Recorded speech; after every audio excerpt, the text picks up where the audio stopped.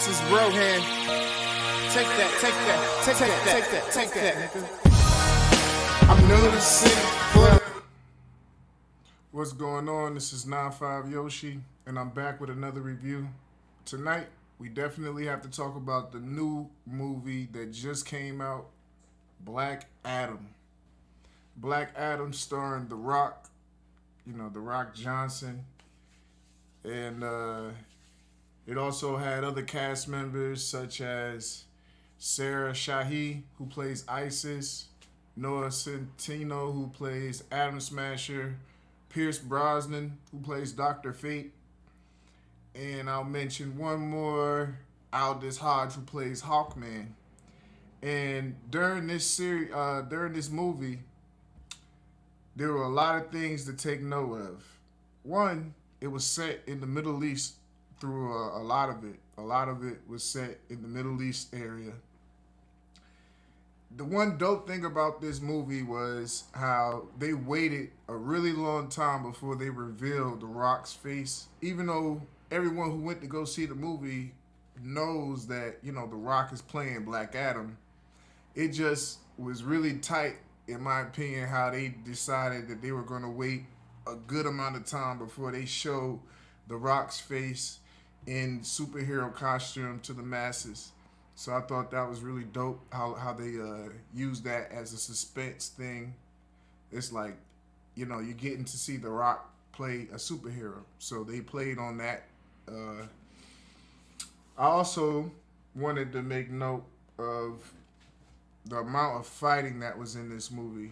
I thought was really good. I thought there were a lot of fight scenes, which is good for action hero movies.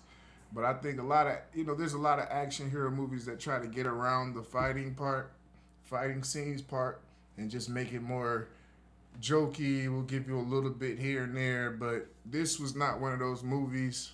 This movie was about, let's give them what they came to see. Let's stay lock and step with what the character in the comic book would do. Let's make this guy fit the character in the comic books as much as possible. Or dislike I had for the movie, I thought that The Rock's character, I thought he was bland a little bit. He didn't have as much personality as I thought that they could have given him. And up until the little boy in the movie was kind of giving him catchphrases to say after beating up people. I thought that was a little bit corny, but it wasn't enough to really bother me. The Rock didn't say too much. That could have been looked at as a negative, but if they was just gonna have him doing the little corny remarks learned from a younger little boy, then I'm cool with him not having that many lines.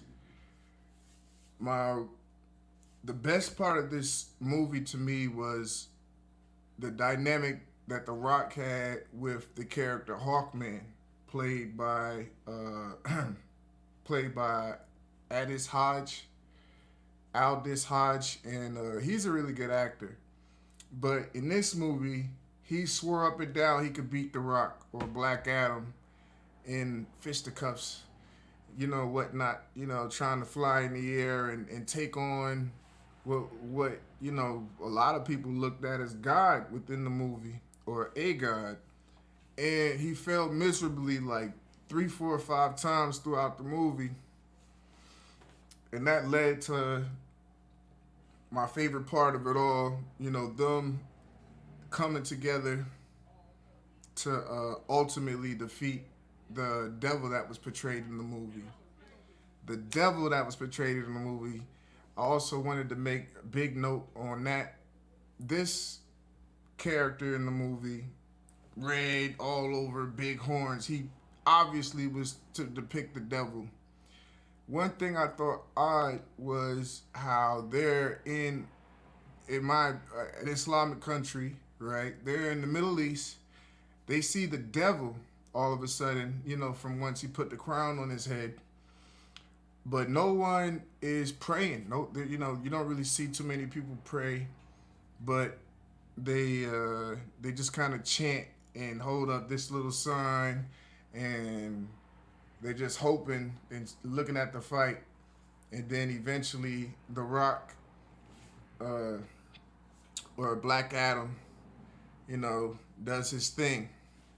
But it just was odd to me that in that moment, none of the townspeople that they showed on the screen took it upon themselves to say, hey, maybe I should pray. Also wanted to make a note that Viola Davis was in this movie. I didn't expect to see her there. One of the funniest actors in this movie goes by Muhammad Amir. I don't recall his character's name, but every time he was on the screen, you had some good comic relief, and I thought he did a great job, so I wanted to note that. Future predictions for this movie.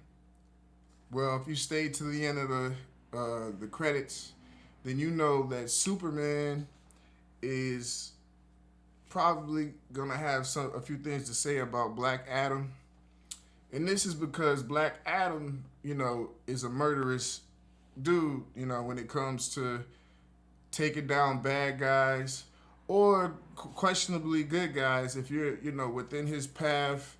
If he has to go through you, he don't have an issue doing that, even if it comes to having to put you in the ground. And I think I like that aspect of Black Adam. He brings a different dynamic because Superman, he definitely, keeps people alive at times. It's not so gung-ho. So they argue and they say, oh, we're going to send somebody to stop you, Black Adam, if you don't chill. And Black Adam is like, send them. They send Superman, which I thought made sense. But the whole time I'm thinking, you know who else they could send? Batman.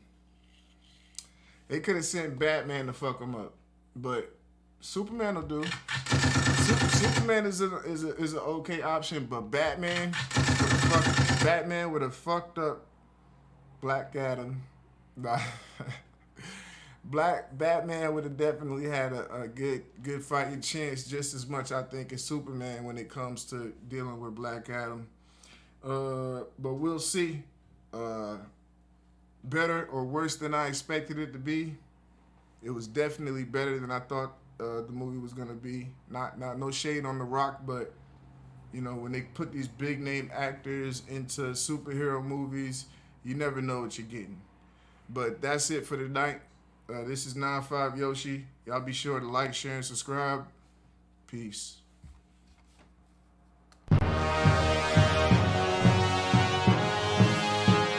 Yo, this is Rohan. Take that, nigga. I'm new to the city, pulling up fresh fuck, yup, just like Diddy. I'm new to the city, the way I walk, the way I talk, I know that you're in it. Hey, I'm new to the city. Hey, I'm new to the city. Hey, I'm new to the city, pull up fresh fuck, yup, just like Diddy.